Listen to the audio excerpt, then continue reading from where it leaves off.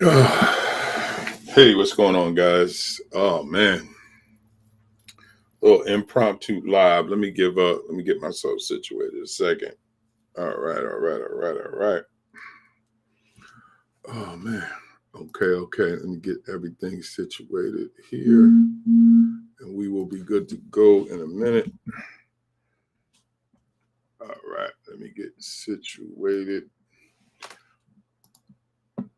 All right, I think I have all this together right now. All right, let's do this here. How's everybody doing this morning? Pray everything is well with you. Let me just get myself situated here. All right. I'm looking for. There we go. And again, pray everything is well with all of you. Sorry for this. All right.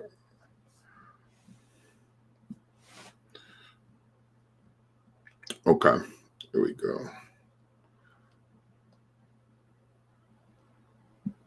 Yeah, that's it right there. Okay. All right, there we go. All right, so sorry about the delay, guys. Good morning.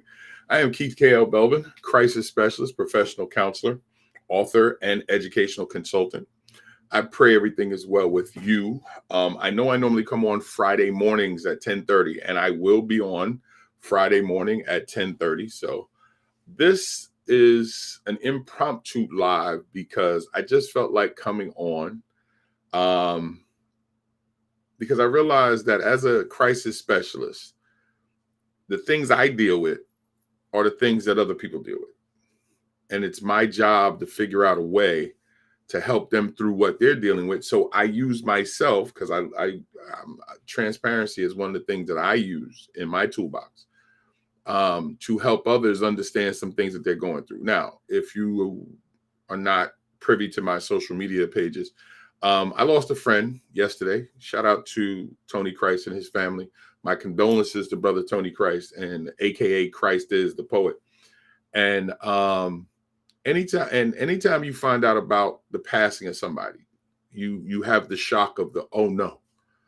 And I got to give a shout out to Clarity for reaching out to me. I got to give her a call back to touch base because she left me the message and asked, and she said, I'm not sure if you heard. And she told me about Brother Christ no longer being with us. And this is like the second person that I've lost this month. And the month is not even that long. And, you know, it is something that we can't avoid. But when it happens, especially when it's somebody who is younger than us, we automatically are faced with our own humanity. We're faced with our own human frailty while still trying to connect and deal with and process the fact that someone that we cared about is no longer here. Now, Brother Christ and I have always been mutuals in terms of understanding the need for a way to try to reach young brothers, help brothers our age, as well as to respect the elders. So we had a mutual understanding that, and we traveled separate paths. But the beautiful thing when you connect with somebody who what they're trying to do aligns with what you're trying to do is that you're able to see deeper into who a person is. And let me just say that about Christ, because the one thing about Christ is that he didn't hide the fact that he had been incarcerated. He actually used it as a way to reach other brothers by using himself. So transparency was one of his weapons also. And that's another thing that we connected on. And his transparency of his time incarcerated gave light for other brothers who might not have felt that there was any opportunity for them. Brother Christ represented Sugar Hill, Harlem very well. He was the product of the streets, never had a problem sharing that, talking about it, but he never removed himself from his people and was always there for him. He was teaching boxing in the community, in the hood, excuse me. And when you come across a brother like that, and you've had an opportunity to create a friendship and a bond with a person like that, it is difficult when you lose a person like that. And the thing that I respect tremendously about Christ is that he didn't believe in my pathway of faith. Was not his thing. He said it all the time. But he respected me and my pathway because he understood who I was. And let me tell you why that's big. When a man, this is why when people ask me, why am I friends with atheists or why am I friends with people who don't believe in God? Check this out. I am friends with people. Their faith or excuse me, or spiritual journey is their own. But Christ was one that when we would sit and talk, even from my faith position, we could align in terms of what I was trying to do with my faith and how he felt.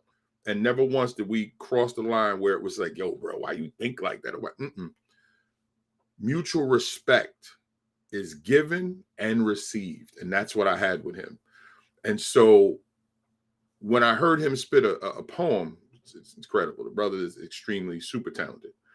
And then I was doing poetry myself, but I was not a performance poet, nothing on the level like him. But I was into poetry, which my first book was poetry, A Man in Transition. So being around him and many other poets, it made me go, you know what? I need to find a way to get people to hear his voice as well as all the voices to all of the folks that were eventually in Wordplay One, which I'll talk about in a second. But I can tell you, and this is for anybody who's dealing with someone that's no longer with them. It is okay. Good morning, Dana. How we doing, love? It is okay to be angry. Let me just say that. It is okay to be angry. It is okay to be shocked. It is okay to be sad. It is okay to feel some type of way. But the thing that I want to talk about and I want to focus on, and I'm going to get back to Christ in a second, is that the thoughts death triggers are not always negative. We go through a gamut of emotions.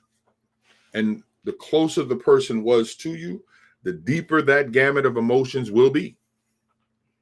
It will be. But there's some beauty in that.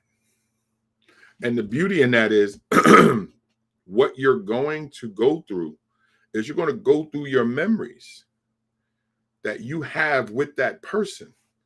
And you're going to start to uncover gems. Hey, good morning, Kira. You're going to uncover gems that you didn't know were there or had forgot. So it is super important that you allow those gems to take their place in your thought process. We're going to go through the ups and downs of the pain. We're going to go through, as I said, look, we're going to go through anger, strong feelings of annoyance, displeasure, and hostility. You're going to feel that way when someone that you cared about is no longer here. You're going to go through disappointment, sadness, or displeasure caused by non-fulfilling of one's hopes and expectations. We don't expect or want to hear about the people we care about dying. So yes, it's disappointing when someone that we care about is no longer here. But what I can tell you is that there's another side to that coin. Good morning, Michelle. Good morning, Michelle. Thank you always. Thank you. I appreciate that. But the other side of that coin is the positive memories that will come back when you start to reminisce about the person who's longer with us. And if you can lock in on those, if you can lock in and go, wow, like last night, I was thinking about the book that I published in 2012 with Christ and myself and 9 other poets that were in the book. I realized the connection that we all had at that time. And I had felt like, yo, I really want to get, good morning, Evangeline. I really want to get these poets in a position where they can be published because I felt that their voices needed to be heard. And then it hit me when I was sitting there last night. 2 of these poets are no longer on this plane. Infinite, Simone Brown, Infinite, an educator, passed away suddenly in her 30s. Brother Christ is gone. He was in his 40s. And I sit back and I'm like, wow, but their words are captured in this book. And I had an opportunity to share that with them. I had a time to share time with Infinite. I didn't know Infinite that well, but I knew she was a talented poet, had to have her in the book. Brother Christ, it goes without question. And I'm going to show you a video before I finish up today, just a little bit that you can hear how the man speak. And Christ was one of those urban psychological dudes. You have to take a minute to listen where he's coming from. But he was connected to these streets. And the crazy part was he used to joke with me. He was like, yo, they don't really realize how hood you really are, big dog. I said, nah, bro, I code switch with the best of them because it's what allows me to get around certain doors that I can't get through with my hood persona. And he respected that. But the one thing that we both respected was what we were trying to do for others that look like us. And I think when I had a chance to sit back and think from a poetic situation is that the fact that I had the opportunity to share the stage and different places with all of these folks in this book, and then the conversations had with all of them, I was automatically transported back to 10 years ago. Like I didn't realize it had been 10 years that I put that book out, which meant it was over 11 to 12 years that we were all together and everybody doing the different things. And I've been posting some of the videos on my social media page. And that's what death will do. It'll pull you into a position that you might not have been thinking about. I was not thinking about any of that. And those are some of the positives. And I know it's hard to find positives. And I want to give this to you also here. And I forgot to share this with you, right? Here we go.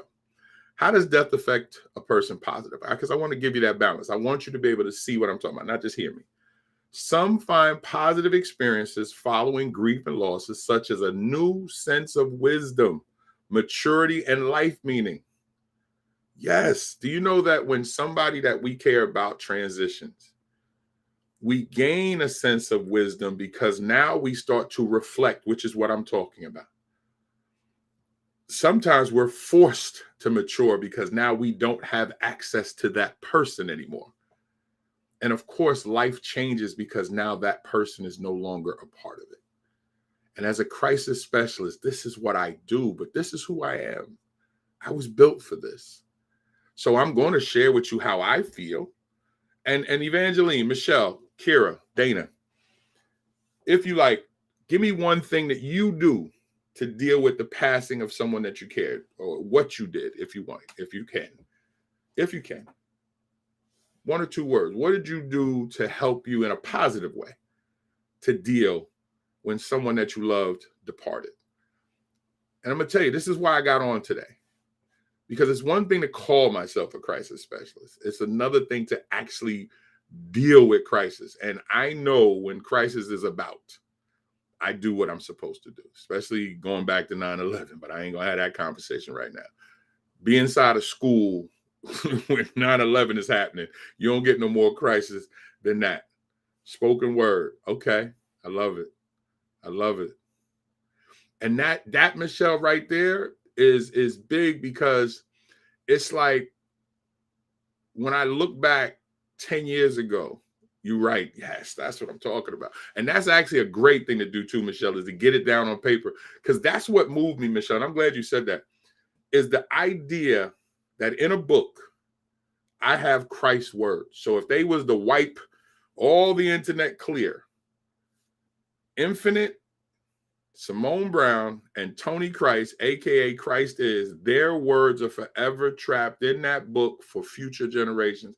If somebody comes across wordplay and finds this book, they're going to realize who these people was. And it's something that I'm gonna hold on one second. There we go. I'm going to play a video later on where Christ talks about his motivation for his second book, his first individual book, but his second published work, because his first work was with us. But the idea is he talked about reading other people's books and how that moved him in writing his own. And again, we share that in common too, because when I wrote From Gigolo to Jesus, it was an opportunity for me to tell my story. And I said, so this way, no matter what happens, the world will have my story from me. And I attributed to my readings of Malcolm X and others. So when you'll see in the video when Tony talks about reading Malcolm X while he was incarcerated. So again, we traveled similar paths, but in different directions. Remember the good times and make sure I keep sentimental items near. That's another one. Thank you, Dana. Having things of mementos. And that's what the book is. And let me see if I can, I'm not sure if I can bring that. Let me see if I can do that just to show you the cover of it. And even with doing the cover, the goal was to, there we go. Okay, so let me share the screen if you guys can see it. Put a put a one up if you can see if the screen is sharing the right way. Put a one up. I want to make sure you guys can see it. I don't want to put nothing up that you can't see. Put a one in the chat if you can see the cover of the book, Wordplay. And let me see if I can bring that up. Because I can tell you that the cover when it was designed, and actually I got to get a better picture than that. Let's see here. There we go. Let me bring up that picture. Let me see something here if I can bring up the picture itself. But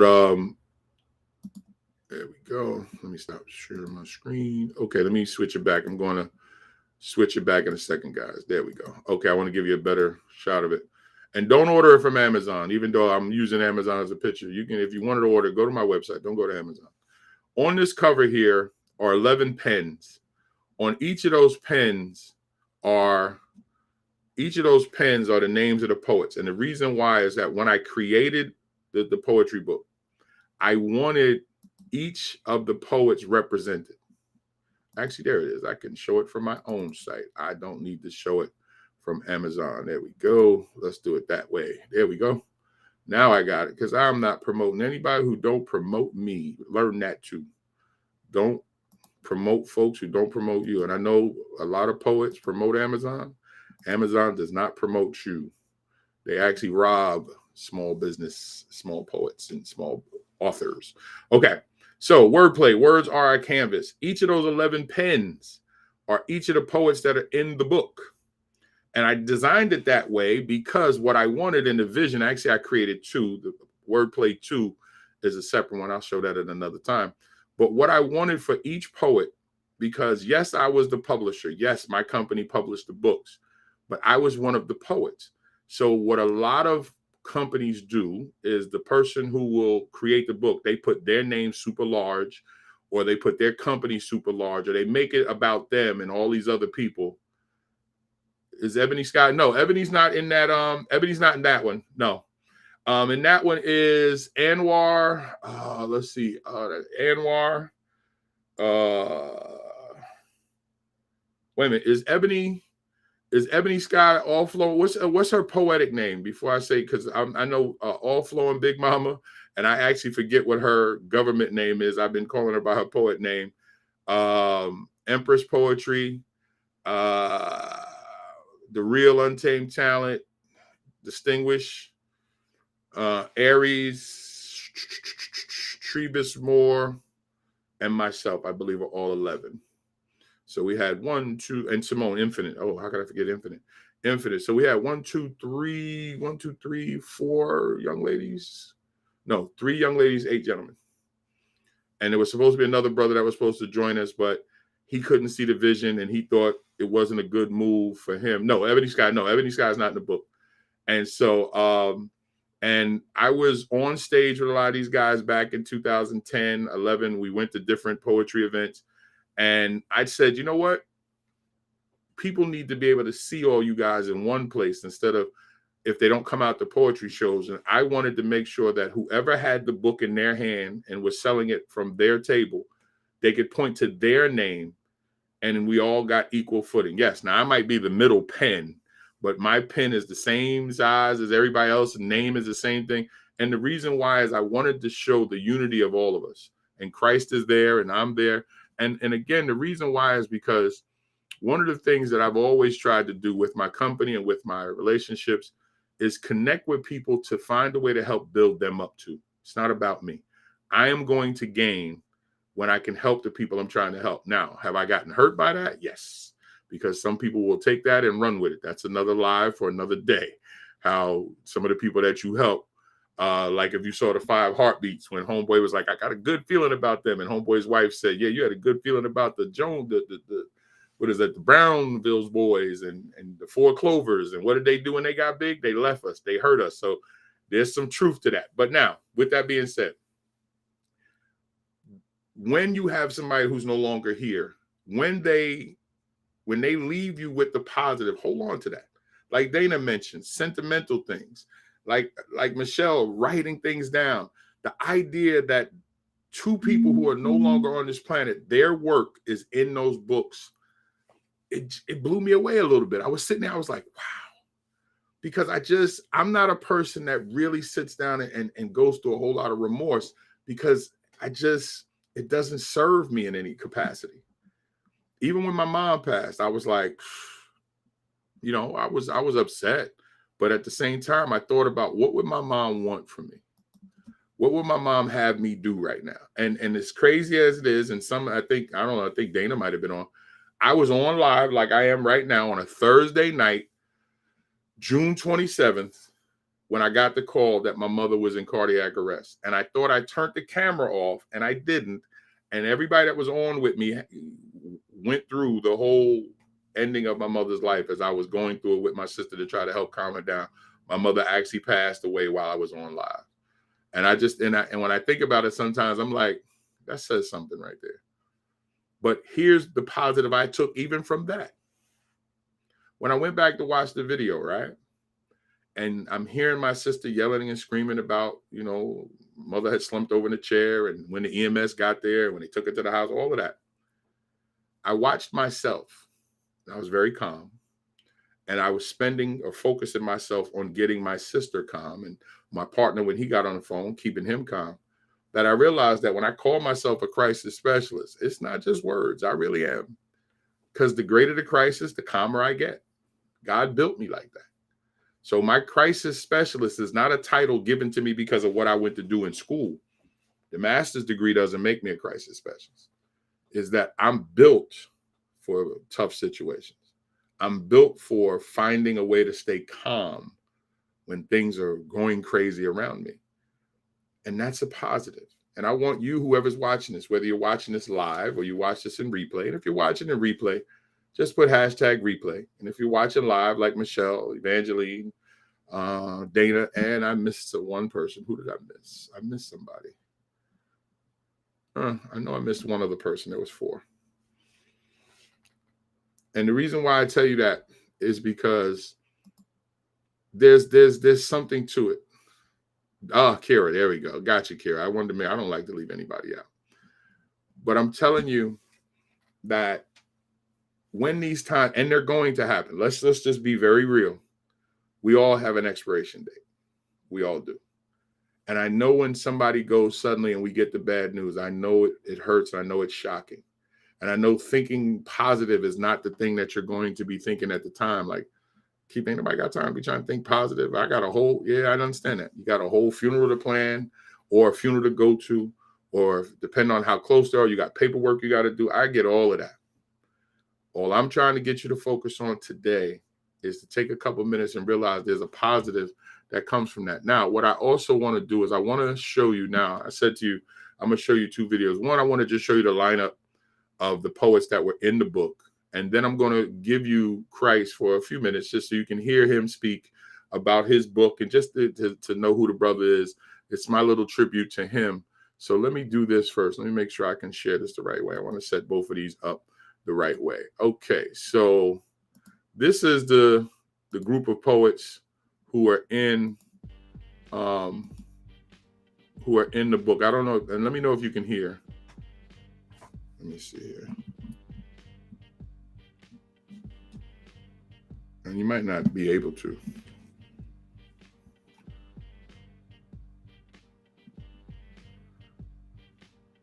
Actually, you don't even have to hear for this one. I got to fix it for the next one.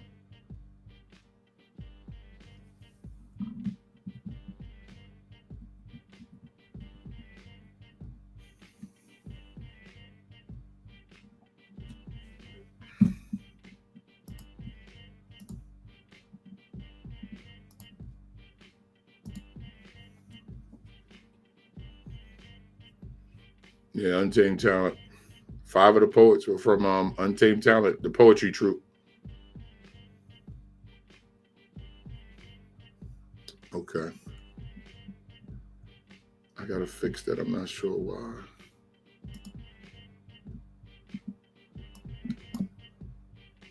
All right. This one you don't need the volume to. I'll try to figure that out, Michelle. Can't hear it. Very low. Okay. Let me see something here. I'm not sure why. All right, so this one is not this. This is just music playing in the background. I'll fix it before I play the other video. Let me figure out what I'm doing here. But this is just walking you through the different poets that are in the book. And we published. We published her book right there. We did that book for her, Empress Poetry. We did her second book as well. So she was in Wordplay and she was in her own book. We published that. Unfortunately, the business didn't turn out positive. She still owes us money, so we had to part ways in our friendship. That's all flowing Big Mama.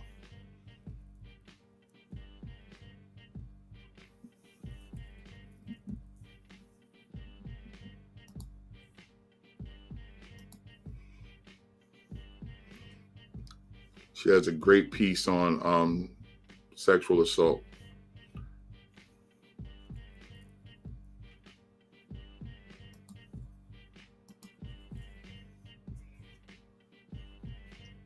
Distinguished. Another outstanding poet. There's Brother Christ there.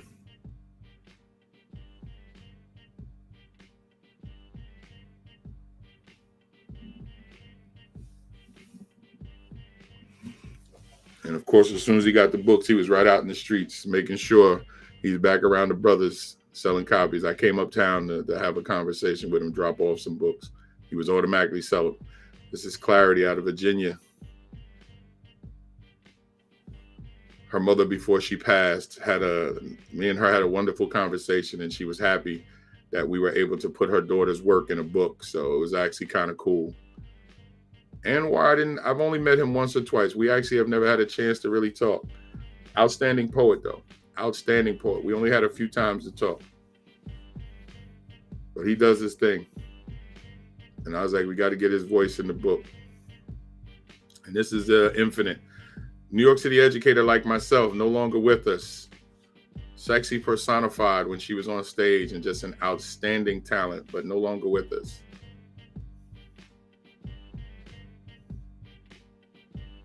Brother Aries, me and him did a radio show together in Brooklyn.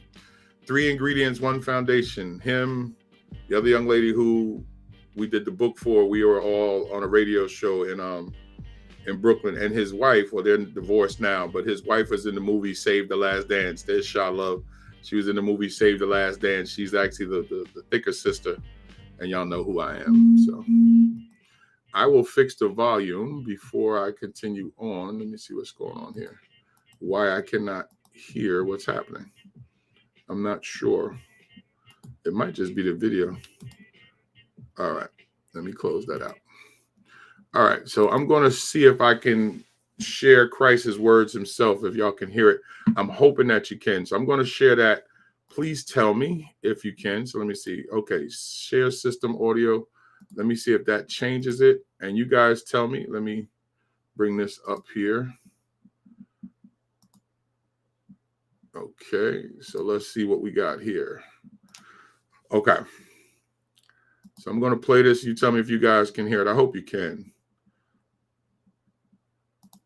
Okay, I got to start the video over here. Let me see. Let me stop sharing it. See, when I'm out of the classroom, you see it's been a while since I've had the chance to... All right, let's do this. Your boy Sugar Hill Sky. We are in the building. We are uptown Boston Heights. This is my hometown, man. This is my home team. You know what I'm saying? I actually feel honored to be here and talk to the big bro, Tony Price. Tone Bone like we know him. Now, tell me if you can hear. Can you guys hear him speaking? You know what I'm saying? The big bro, Tone Price, what he got here, something real special for y'all. If you can hear, let me know. Look at that right there. Something real special. Put a 1 in the chat if you can hear. Talk about it. You know what I'm saying? Introduce yourself, big bro. Let them know the demographics, where you from and all that, you know. Tony Christ, here from Sugar Hill. Raised Thank in you so Sugar much. Hill. Sugar Hill Zone. Okay, that's it. real quiet. You know, my job is to pick his brain. He gonna talk today. You know what I'm saying? So, yo, like I said, I'm honored to be here today. The big bro, Tony Christ, be here talking about his book, Random Thoughts of a Soulless Child. We like to get right into it, man. So, with that said, what made you write the book? What inspired you to actually get into writing this book? I always get that question. The real thing that motivated me to write this book is overall the oppression of our people, but mainly me being in Coxsackie and these places right here, Coxsackie and Green, where they mostly send juveniles to, and seeing all these brothers incarcerated, young brothers incarcerated, it mirrored me, it reflected in me a mirror perception, meaning, well, what I mean by mirror perception means that these young brothers' reality is a reflection of my reality. So in telling my story, I would be telling other brothers' story who doesn't possess the oral skills or the intelligence or the education to disseminate their story themselves. So, and me telling my story, I'm telling these brothers' stories. Nice. What actually gave you the inspiration? I know you said Coxsackie, Green. What actually was the point where you sat down or you thought about? Because you know they say the thought always comes before the action. So what thought actually came about that you said, you know what, I'm gonna sit down and I'm gonna write this? Was it something like you just write letters and you put them together? Like, how do you really come up with it? Actually, I always wanted to tell my story. When I was educated, when I was in Clinton, Alec, and these spots right here, teaching classes and stuff like that. And, you know, I always quote the saying, what King Solomon supposedly had said, it was the brother Menamo actually said it. The more knowledge, the more grief. The more wisdom, the more sorrow. Meaning that the more your knowledge expands, the more you start seeing things clearly. You know, understanding things on a more in-depth perspective, not a myopic or narrow perspective, which a lot of us see it. You know, so with that being said, it motivated, right there alone, motivated me to, I gotta tell my story, and I gotta tell the world what's really going on from a different perspective, from a person who really grew up in the system. You know, I grew up in the system when I was 15 years old, attempted murder, stuff like that. So I never knew, what it means to be in love, what it means to be with family, grow up around family and stuff like that. All I knew was violence and destructive things that most of us are trapped in. You know, so it's like telling my story like that. It's like telling other brothers' stories, like I said. You know, and it came and studying Malcolm and Garvey and Huey and all these brothers like that. Man, they really kind of motivated me to tell that story because what I was reading, these brothers talking about in their book and in their literature, I was experiencing in the penitentiary. That's a good segue. But that was my next question. Basically, was like, what books have you read that really impacted you? But the first book I read, it was a complex reading. The Prince Niccolo Machiavelli. Chancellor William, Destruction of Black Civilization. Those are good reads. Definitely pick those up, man. You gotta get a chance. Definitely. Soledad Brother. George Jackson. That was a collection of essays, prison letters he wrote that heavily influenced my thinking and attitude towards this system. There's a few other books. Anthony Browder Fowles. I go on and on. The Old Pale Horse. Definitely. I got that. Now I'm gonna stop. I'm gonna stop there. Hold on one second. Hold on a second. Hold on 1 second. Let's talk about. And I'm gonna tell you something. Is that hold on? Why can't what is going on? I can't. Because I know that's a lot of what's in the book. Hold on 1 second. So talk about it that. didn't switch. Your upbringing and coming up in these Sugar Hills. Okay, there it is. Right. Well, you grew up kind of poor, man. You know, Brother Christ is a street scholar. And one of the things that I love about him is that, and I would explain this to a lot of the young brothers that I work with, don't ever let somebody make you feel less than because they have a degree on the wall. Yeah, I got 4 of them, so what? Christ and I, when we would sit and talk, it wasn't about my degrees. It wasn't about his incarceration. It was about 2 brothers building to make each other stronger from the positions that we were. I respected him tremendously, and he felt the same for me. And as I said, his path, even though it led him into prison, it led him to some of the same books that I read and had some of the same motivations that I had. So when I would have him come in and speak to the young men that I work with in my Young Kings program, it was because I wanted them to hear him. And I wanted them to feel him the way I do, to see that somebody who's coming through the same streets that they're coming through can be that. And this brother was he was gifted in that capacity because the minute you asked him, the minute you said to him, brother, can you share a few minutes with anybody that was younger, any young person. If you said to Christ, can you talk to these young brothers? He was going to stop whatever he was doing because he honestly felt, and he used to say this to me all the time, OG, we got to pour into these kids because I don't want to see none of them incarcerated. I don't want to see none of them locked up. He said, yo, and he would tell the kids, I did 13 years. And as you listen to him say, learning how to love and things of that nature, that's super important because when you're dealing with some of these young men, and that was something that came about in our program, is how a lot of these young men didn't have their fathers. And I didn't have my father. And I didn't know who my father was until I was 39 years old.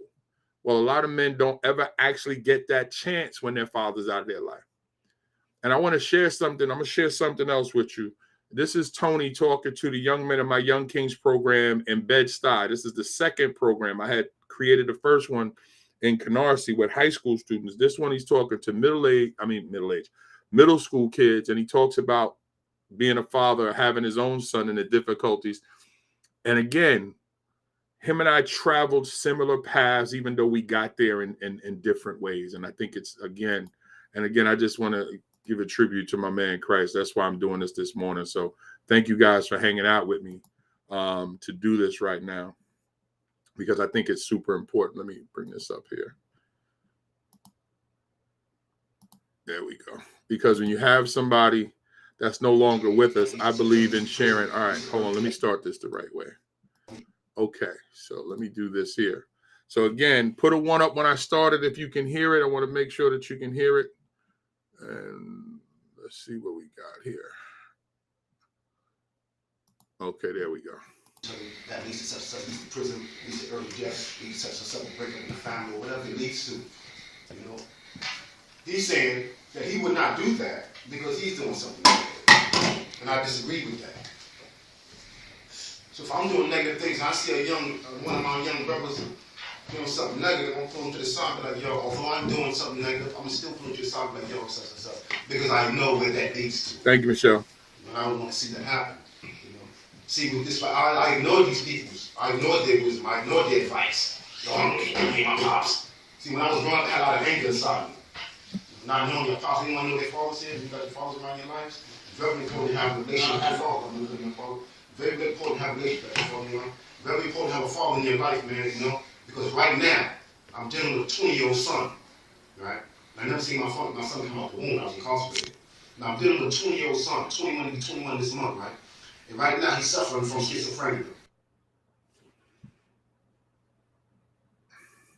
Now, and yeah, I have the rest of the video. I just wanted to hold on. What is this here? All right, we're not doing that. But and the last one, I'm gonna show you Christ spitting a little bit in the park. Thank you, Dana. And this is what I wanted to do, because, and I'm gonna show you the last piece is him spitting because it wouldn't make no sense to have a poet on and not actually show him doing any poetry.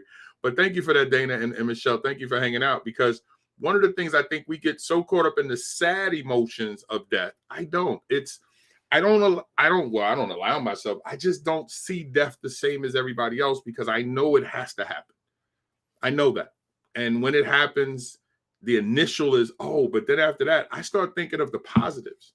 I start thinking of the great moments that I had with the person, because I try to overwhelm myself with the positive so the negative doesn't get a foothold to mess up my day. And I can't, no, because I think of what me and that person shared and what that person would want from me at that moment. Now, I'm not saying all of you have to do that if you watch me. I'm not saying that how you feel is wrong. Let me just say that. I'm just sharing with you how I deal with the passing of someone. I celebrate them. I celebrate the people who are no longer here, and I try to only think about the positives, because that's what made us friends. That's what caused us to love each other. That's what caused us to be connected. If you listen to that brother's words, you hear some of the things that you've heard me say. So when I can bring someone like him in to speak to kids, and he's speaking in that rough, rugged, and raw way of his, and they hear things that I say, and then he'll say when he's at the end, this is why y'all need to stay close to Mr. B, because of what he's bringing to you. when he can then give me that adulation, which I'm giving him, and young men get to see that. Now we're not only capturing their minds, we're capturing their hearts. And when young men have an opportunity to express their pain because of the open expression from the older men around them, now we can start to affect the change that we really want to affect. It's a celebration of life, their life and connections they made. Exactly, Dana. And thank you so much, Evangeline. I see you. And that is why we have to celebrate the passing of our brothers and sisters and all the good things that they did, because when we do that, now we're paying homage, but we're also releasing even more positive into the world. We're giving the world more, because now some people who might come on my page today now may go look for him that never even knew who he was. I work in the prison system. My book is being published through Christian Faith Publishing. It's called No Hostage Beyond This Point. Everything happens for a reason. I was supposed to hear you today. We need to connect. I'm here. Listen, I've written seven books. I've published over 50 or helped. I've worked with over 50, 53, 54 books. My wife and I have worked since 2010. I've written poetry. I've written memoirs. I've written fiction, inspirational fiction. I've done a lot through my publishing company. Now I only work on referrals because I'm a full-time counselor and specialist. I'm a retired educator, but I only work on referrals, meaning that when people show up, if you ain't worked with somebody that I've worked with before, we're not doing that, because I have a very succinct clientele that I work with, simply because poetry is not my main, publishing is not my main focus, but I do provide the services that people need once we're cool. So that's why a lot of people say, I didn't even know that you published. I don't talk about it as much. But yes, I got 2 books I have to finish up. I've written 6. Actually, funny talk about that. Here's the latest anthology. Not that I want to turn this into promotion, but this is actually another book that I shared. Actually, we got the hard copy and the paperback she sent us. But I was asked by, shout out to Tennille Jackson. So she asked me to do something for the documentary. And so I wrote some things for that. And it's a documentary on being a Black man is harder than you think. And so I wasn't able to get to Chicago because of COVID, the COVID situation. But they had the release in the documentary playing in Chicago. And I wasn't able to make it, but I was happy to be a part of all the brothers. Actually, you know what? Let me show you. These are all the brothers that are in the book. So that's all of us there. And she did a documentary, and it was actually pretty cool. So I'm always available to write something. I try to write something every year and a half. All right, let me do this, because like I said, it makes no sense to talk about a poet and then not show the actual poet. So let me do this. Let me get him situated here. And again, he loves being out amongst his people. And the beautiful thing about him being out amongst his people is that was something that you could ask him at any time, yo, spit something for me. He'd take a second and he would definitely put something out there. So let me put this out here for you so you can hear it. Okay. I know you got so much, yo, God. Pardon the language, by the way. Give me something violent. It's the yo, hood. Give me something violent. I know you got some violent. Spit that joint I was spitting over there. Yeah. Give me that. Christ says about to drop something for y'all niggas. Let it happen. Nigga have dry. Call me America. Adopted son of Vespucci. Born from a conglomerate of 13 pregnant nuns. Call me a 13 colonies. Conceived with a low blood count, so they injected racism in my veins. From Christopher Columbus to Mark Twain. From George Washington to Senator McCain. Predicted to rule the world in 1776, so world domination became my savior. Call me the wolf in shepherd's garb. Like Klansmen lynching black babies in the Vatican's garb. This is America in disguise. Warfare for my Bill of Rights. Xenophobic by nature, so 3/5 of a man became my clause. Call me the black man's burden. Like AIDS, like smallpox, like syphilis diseases injecting the biology of blackbirds. Blackbirds spawn with the manifest destiny, so they implanted bow and arrows in my talons. E pluribus unum, second-class citizens from immigrants to cones. Welcome. They caught it. Yeah. And that's he goes deeper on a lot of things, but He goes deeper on a lot of things, man. I need to reorder. I have a digital of a couple. I can't find the copies anywhere. Well, oh, okay. Actually, here you go. And I think that I don't know if I put the website. Oh, I didn't. Yeah, it's Braven Publishing. Actually, www.bravenpublishing.com is the website, Dana. But yeah, that's the book that we were in. Like I said, I was trying to find one of the things that I couldn't find the piece that we did together. But it's the brother is deep, and I am so blessed and honored that we had the opportunity to get his words down, and that his words will forever be connected to something that I created, because that means I'll be able to keep putting that out there, and I'll be able to keep putting this out there. And I was just telling Tiff today, I might even re-release it when I thought about the fact that 2 of the 11 are no longer here. 2 of the 11 people are no longer here, but we have their words here. And I had gotten away from poetry. I haven't done anything professionally poetry-wise in 10 years. Yeah, 10 years. This book here is the last of the professional poems that I've written. I've written a couple of poems since then, but I have not published any professional poems. And it's the idea that, you know, I shared the position with him. And I think and the crazy part is I did wordplay too. When I did wordplay too, I went with more professional. I'm not going to say more professional. Let me take that back. More established poets. And what I found was that it was harder working with established poets than it was working with the poets who established authors, because they weren't just poets. Many of them were authors as well. And it was interesting because, and that was the following year in 2013, it was like, wait a minute. When I worked with the guys who had never been published, it was a little easier to move them around, get things together and get everything together. But then when it was trying to get the more established poets together, but the problem with both books, and you learn as you do anything. So let me, again, shout out to Christ, shout out to everybody. But you learn as you go, especially in business. And what I found is that when you bring poets together, they do what they do. They're poets. They're going to do what they do. But it's a matter of your marketing for poets has to be different. Poets just want to perform. You have to place them in position to not only perform, you got to show them the marketing part to be able to sell the books. The contracts that I had were very simple. It gave the poet more money than it gave me. Now, a lot of other publishers were like, Keith, you're crazy. Why are you leaving so much money on the table? Why are you giving so much money to the poets?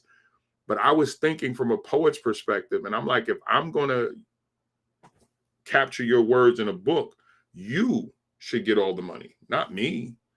So I took a small amount compared to what I gave the poets. And I was catching flack from other publishers because they were like, oh, you're killing the game. You're hurting us. Now my authors are asking me why I don't do the same thing. And on the other side of that coin was getting poets to become businessmen or women, business people. So now some years later, I understand it and would go about it differently. I'm just not in that same poetic space. Maybe as a tribute to Christ, I'll sit and write something, but I haven't written anything poetic wise in a minute. And, but for the record, let me just show you, I will show you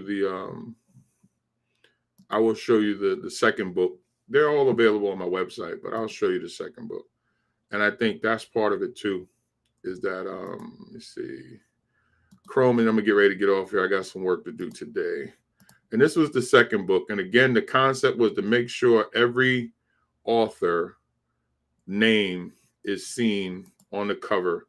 I designed both covers.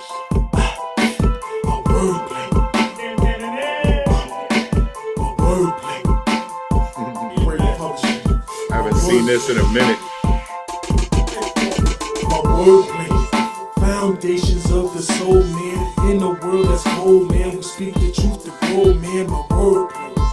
For the church, for the street, for the hood, for the beach. Heavy hit to concrete, man. My wordplay. Abstract, positive, overstand, master this. Lord knows disaster hits, man. My wordplay. Don't stop, get it, keep talking, live it while you talking, cause I live it. Wordplay. Foundations of the soul, child. Oh, look, he grown now. Who gave that boy that cold style? My wordplay. Ain't no puff or no huff in this. Clean man, no cussing this. That's brave and publishing. My wordplay.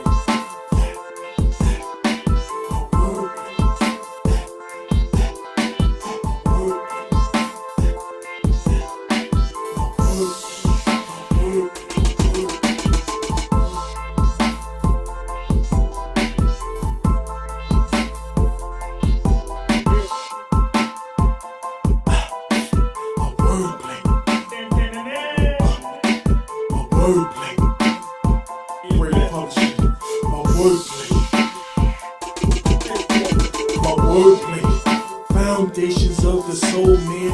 In a world that's cold, man, we speak the truth to grow, man. My wordplay. For the church, for the street, for the hood, for the beach. Heavy hit to concrete, man. My wordplay.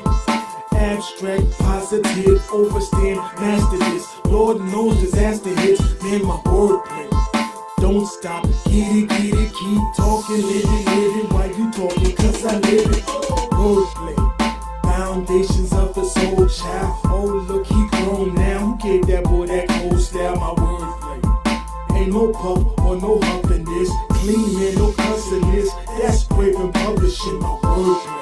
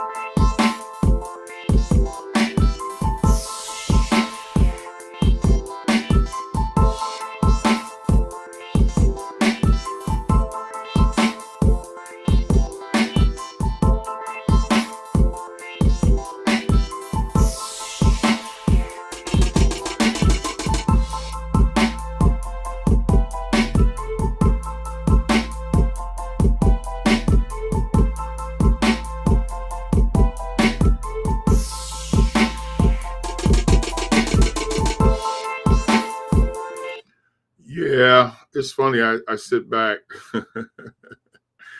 and wow, I haven't watched that promo.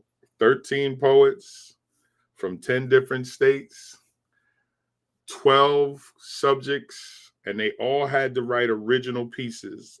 One of the requirements for the second book was you could not write or submit anything that you had submitted somewhere else. So the book has 156 original poems. Outstanding poetic anthology, considered a flop. First book too, because when you look at sales, both are considered flops. And I can argue that both books are outstanding. And that's why I said you learn. I actually had a whole thing that I had planned on creating a whole version of poetic anthologies around the country. I had a whole mindset of things, but the way both books went and the way some of the relationships turned out, I just got and left it alone. But the books themselves, I created the videos for both. Hey, Michelle. I created the videos for both, the promos for both. I got Faith Walker, that's the gentleman singing the wordplay song. So I had did the work to put all the promotion in place and could not get poets to go out and actually sell the books. And I had to learn a very crucial lesson, that you can ask people to come and be a part of an anthology. You cannot count on them to actually sell the book. So let me just say that to anybody who's thinking about becoming an author. When you decide to become a part of an anthology, please understand it is on you to decide what you're going to do when you sell the book, because you are basically an independent business. And it's on you if you want to sell any books. And again, as the publisher, and if any of you are thinking about publishing anthologies and you want to bring all these people together, please understand the time and effort and money that you're going to lay out. You have to know and see how you're going to bring that back in. But that's not what this is about today. Today is about my brother Christ. And I simply want to say this to Christ's family, if they're watching. My prayers go out to you. I know his lovely wife. She had been through a lot by his side. And I don't know the particulars on how he was no longer with us, but I can say this. I thank the Lord that I had the pleasure of sharing moments with that man, and together we helped change the lives of a lot of people. And I thank him for that. As recent as last year when I was going back to work at the juvenile detention center, and COVID hit, because I had just started, and then COVID hit and they shut everything down March of 20. And then 2 years ago, March of 20. And then he had hit me up and said, well, yo, if they open it back up and you need me to come, big bro, I'll come down here to talk to whoever, because I don't have to worry about what you're doing. And let me tell you why that's important. When a man of his stature says, I'm not even worried about anything that you're a part of, you call me, I'll come, that means you've earned that position in his life, because Christ didn't trust a lot of people, and he says it all the time. His 13 years in jail put him in a position where he had to learn how to trust. He said in the video that you watched, he didn't even know how to love. And the flip side of that is, one of the other brothers that's in the book that's not featured in the video, he was incarcerated 25 years, and I worked with him, and we were trying to get him into a better place. He couldn't let go of a lot of the things that he had learned in jail. He went in jail at 16. He got out at 41. I did all I could do to help him. We even published his other book. We were left owed money. He never paid us. So he was in wordplay, and he had his own book. We helped him do both. And unfortunately, he was unable to let go of what he learned in jail. And I wasn't about to take him to court. It just you chalk it up as a loss and a learning experience. But I can honestly say, like I had just said, I thank God I've had the opportunity to work with Christ, perform with him, talk with him. And I put up a video where we were at a panel, and he was the host and I was one of the panelists, and we were talking. And anytime, like I said, you get the chance to reflect on people who's no longer here, don't reflect on the negative if you can. Think about the positive. Lean into the positive. And as I said to you, I'm going to go through this one more time before I jump off here. How can death affect a person positively? Some find positive experiences following grief and losses. So yes, it's possible, such as a new sense of wisdom. Death triggers our thought process, and we can actually gain new wisdom.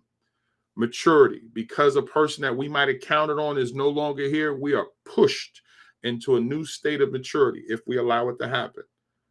And a new meaning to life, because when we reflect and we think about what we shared with somebody, it can give us new definition to the life that we currently have. I know it has for me. It really gave me some things to think about this morning. And death always triggers that in us. It also shows us how fragile we are. But if we use it, we can actually get a new meaning to life, which all three of those things are positive. So again, I want to say to all of you, thank you. If you want to check out any more of my videos, all of my videos are on my YouTube page. There's my YouTube page. I go live every Friday, 10:30. I will be on Friday at 10:30 this week. So this is just an impromptu live, but you can definitely join me every Friday, 10:30. If you want to see previous and past videos, go and subscribe. Also, as always, as you guys know, now that I'm coming to the end, make sure that you like this and share this. But before you share it, listen to me. Make sure that when you share it, you tell why you're sharing it. Share it and say, hey, check this brother out, ... You fill it in. And if in my conversation you figure that you need private counseling, if you need to talk to somebody privately, if you're going through something, if you just can't see death the way I do and you need to talk to somebody, or you would feel more comfortable speaking to somebody, well, this is what I do full time every day except Saturdays and Sundays.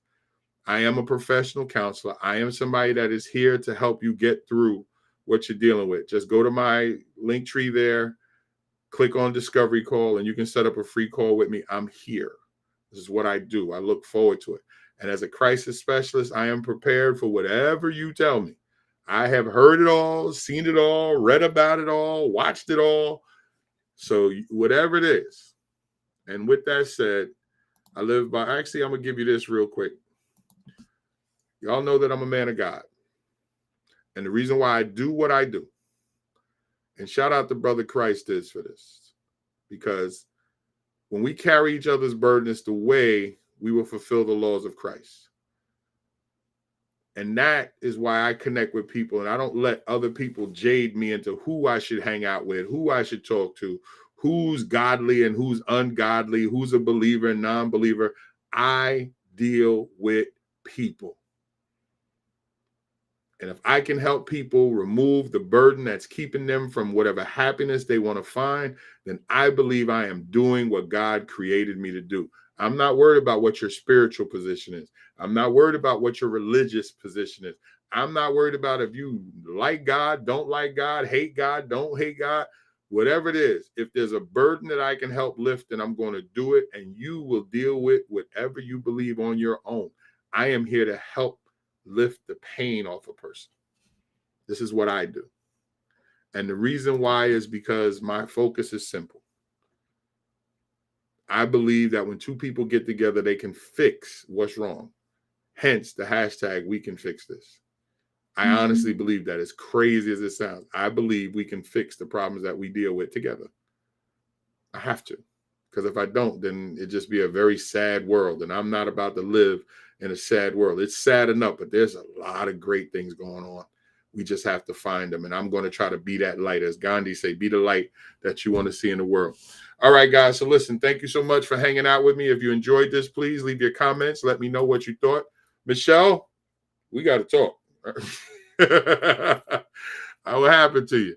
But we'll talk. It's okay. I'm here. We'll set something up. But again, if you need to set up something with me, I'm here. This is what I do. If you got friends that are going through something, they need somebody to talk to, say, yo, you need to check out the big man over there. He will help you out. Yes, make the investment. Yeah, I said investment. That's what I do. Like I said, I'm a professional. You don't drive up to McDonald's and they just throw the burger into your car. You pay for it first. Some people forget that. You just don't ride up and they hand you the food. You got to pay for it. So if you make the investment in getting some emotional and spiritual and mental help, I'm here for it all. Okay? I want you to have a wonderful day today. Please do not take the day lightly, because as we all know, but sometimes we have to be reminded, no one is promised tomorrow. No one knows the expiration date. No one knows when God is going to say, I need you here, and we will leave this plane. So in that interim, until that time comes, rock out. Be the best that you can be. Don't hold on to the negatives. Let it go. There's a whole lot of world out there, and there's a whole lot of life to live. Go and find it. Go and live it. Do not get caught up in the emotions of what has already happened when you have the whole world out in front of you. And if you can't do that, then reach out to me. I'm here to help you. All right. Have a wonderful day, guys. Take care. God bless. I'll see you Friday, 10:30. We're going to be talking about telling somebody directly when they hurt you, not storing it in so it hurts you. We're going to talk about some of those things. But I'll post it.